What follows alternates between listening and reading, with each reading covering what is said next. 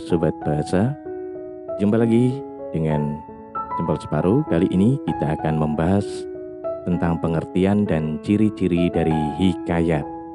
Apa itu hikayat? Yuk kita simak penjelasannya secara singkat.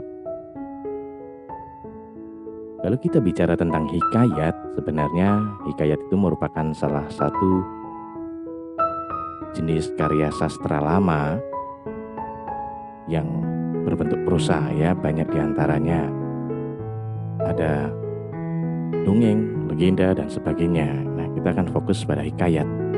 Nah, hikayat merupakan salah satu jenis karya sastra Melayu lama yang berbentuk prosa dan dibaca untuk pelipur lara, pembangkit semangat juang, atau sekadar meramaikan pesta. Kalau dia berbentuk prosa, berarti ada dong karya sastra Melayu lama yang berbentuk puisi? Ya, ada. Nah, apa saja? Nah, itu kita akan bahas di lain waktu ya. Kita hari ini fokus pada hikayat. Nah, contohnya apa saja hikayat yang terkenal seperti hikayat Hang Tuah, ada hikayat Si Miskin, hikayat Si Jian dan Ikan Todak, dan masih banyak lagi hikayat-hikayat yang lain. Kita lanjutkan ya. Lalu apa saja sih ciri-ciri hikayat itu? Salah satunya adalah penggunaan kata arkais, kemudian berlatar belakang keluarga kerajaan, lalu mengandung nilai-nilai moral, dan tidak diketahui penulis atau pengarangnya, serta adanya penggunaan majas. Nah, kita akan jelaskan secara sederhana kelima ciri-ciri hikayat ini. Ya, yang pertama adalah hikayat itu sering menggunakan atau identik menggunakan kata arkais. Apa sih kata arkais itu? Mungkin di antara Anda ada yang sudah tidak asing dengan kata ini, tapi tidak ada salahnya kita mencoba mengulas kembali apa itu kata arkais. Kata arkais adalah kata yang sudah tidak lazim lagi digunakan pada saat ini, atau kata-kata ini mungkin saat ini jarang dan sangat jarang digunakan dalam setiap komunikasi pada orang-orang pada zaman ini. Contohnya kata arkais adalah syahdan yang memiliki arti selanjutnya. Yang kedua, sebermula artinya pada mulanya. Ada juga kata hatta yang berarti lalu. Berjaya artinya berhasil atau menang, dan masih banyak lagi. Kebanyakan kata arkais yang digunakan di dalam hikayat ini berfungsi sebagai konjungsi temporal. Konjungsi itu apa? Ya, betul. Konjungsi adalah kata hubung yang menghubungkan kata dengan kata, kalimat dengan kalimat, atau juga klausa dengan klausa. Yang kedua, berlatar belakang keluarga kerajaan. Hikayat merupakan hasil karya sastra Melayu lama yang hidup di masa kerajaan-kerajaan. Hal itu membawa suasana kerajaan sangat kental dalam sebuah teks hikayat, baik tokohnya maupun jalan ceritanya. Yang ketiga, banyak mengandung nilai kehidupan. Pesan-pesan moral yang ingin disampaikan banyak sekali memuat nilai budaya, adanya nilai pendidikan, nilai religius, nilai moral, serta nilai sosial. Pada intinya dalam hikayat selalu ditumbuhkan nilai-nilai kebaikan, di mana ada unsur sebab akibat. Dari sebuah perbuatan tertentu akan berakibat pada suatu hal yang tertentu. Tapi intinya selalu mengajak orang untuk selalu melakukan hal-hal yang positif, hal-hal yang baik, dan menumbuhkan semangat. Yang keempat, kebanyakan dari hikayat tidak diketahui siapa penulis maupun pengarangnya. Teks hikayat merupakan cerita yang turun-temurun diceritakan dalam situasi tertentu pada masanya. Jadi tidak diketahui secara pasti siapa pengarang cerita tersebut. Yang kelima, adanya penggunaan majas. Majas sendiri adalah gaya bahasa yang digunakan untuk memberikan nilai tambah dalam sebuah karya sastra. Nilai tambah yang bagaimana?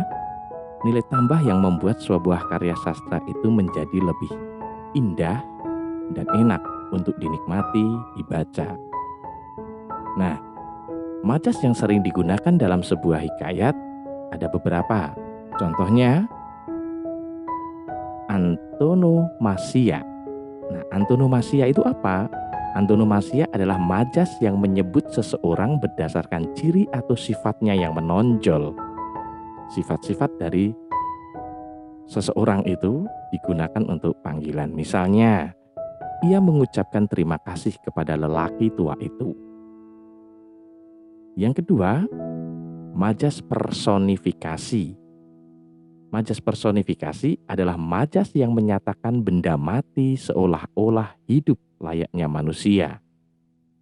Atau majas personifikasi juga dapat diartikan sebagai majas yang menanamkan atau memberikan sifat-sifat manusia dalam sebuah benda mati. Contohnya, angin laut menyambut kami siang itu. Angin laut di sini merupakan benda mati, tapi dia dapat melakukan layaknya manusia yang memberikan sambutan atau memberikan tindakan menyambut seseorang. Yang ketiga, majas metafora. Ini tentu tidak asing bagi Anda. Majas metafora adalah majas yang mengungkapkan hal lain dengan menggunakan kata pembanding. Membandingkan. Contohnya, ia bekerja keras karena ia tulang punggung keluarganya. Tuh. Yang keempat, hiperbola. Tentu ini sangat tidak asing bagi kita semua ya, karena sering sekali diulas dan dibahas atau diulang-ulang dalam sebuah pelajaran bahasa Indonesia maupun pelajaran sastra lainnya. Majas hiperbola adalah majas yang mengandung pernyataan dengan cara melebih-lebihkan suatu dari yang sebenarnya. Atau bisa juga membesar-besarkan suatu hal dari yang sebenarnya. Contohnya, suaranya keras hingga menggetarkan seluruh ruangan. Ya, suaranya yang keras olah-olah menggetarkan. Ini terkesan melebih-lebihkan. Baik, itu tadi penjelasan 5 ciri-ciri dari hikayat. Agar tidak lupa, silakan Anda catat ya, berikut keterangannya. Nah, saya akan memberikan contoh kutipan hikayat ya, ini dari Hikayat Si Miskin. Kita lihat bersama-sama. Saya bacakan ya. Ia menjadi kaya dan menempah barang-barang keperluannya. Kendi, lampit, utar-utar, pelana kuda, keris, dan sebagainya. Sekembalinya dari menempah barang-barang itu, 2 mandi berlimau, menimang anaknya dan berseru, "Jikalau sungguh-sungguh anak dewa-dewa hendak menerangkan muka ayahanda ini, jadilah negeri ini dalam hutan ini sebuah negeri yang lengkap dengan kota, parit, dan istananya, serta dengan menteri, hulu balang rakyat sekalian, dan segala raja-raja di bawah baginda. Betapa adat segala raja-raja yang besar." Itu salah satu kutipan dari Hikayat Si Miskin. Nah, dari sini adakah kata-kata yang menurut Anda sudah tidak lazim lagi digunakan? Ya, coba temukan apa itu dan coba artinya apa. Baik, sampai di sini dulu penjelasan tentang hikayat secara ringkas dan sederhana. Semoga dapat menambah pengetahuan Anda tentang hikayat. Bila ada pertanyaan, komentar, dan sebagainya, silakan Anda sampaikan di kolom komentar, tentunya dengan cara yang santun. Kritik dan saran Anda kami sangat harapkan sampaikan dengan santun pula. Terima kasih, sampai jumpa pada pembahasan materi selanjutnya. Salam.